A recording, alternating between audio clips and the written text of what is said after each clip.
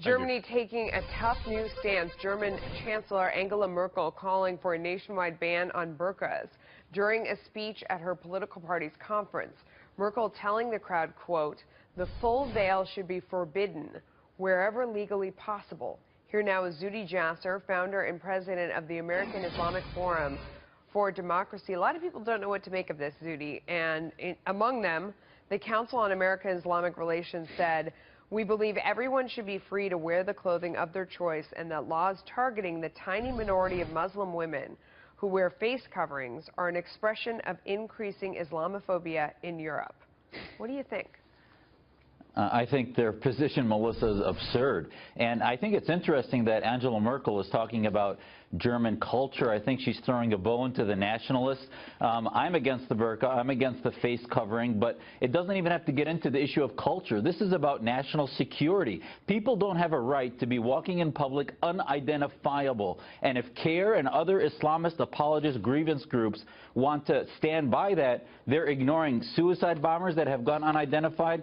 They're ignoring national security and using religious freedom as a shield to not deal with the problem of radicalization. And by the way, the burqa lobby is not huge. I think Merkel is just throwing a bone. She's not really approaching the real issue, which is her national fratricide with the million immigrants that have come in that they don't know how to deal with. So I'm not sure that she's exactly changing her primary problem, which is the elephant in the room. Do you think she's making it about security? I mean, that's what it's about for the most part in other spots, right? Is the idea that if you totally obscure your face, I mean, it's kind of like there's a law in the U.S. about protesting and wearing a full mask so that your face can't be identified in any way. I mean, is that what it really comes down to, you think, in the case of Germany? I think that's what she should make it about. It's more rational, because if she's going to talk about German culture, where was she when she let 1 million people in that 20–30% have sympathies for ISIS, seem to be Islamist, and don't accept any of the rest of it, and are not going to assimilate into German culture. So if she really cares about German culture, she should have been making that argument months, if not years ago. Yeah. But now she should be talking about national security, because, as you said, the Supreme Court, even in America, doesn't stand by what CARE is talking about.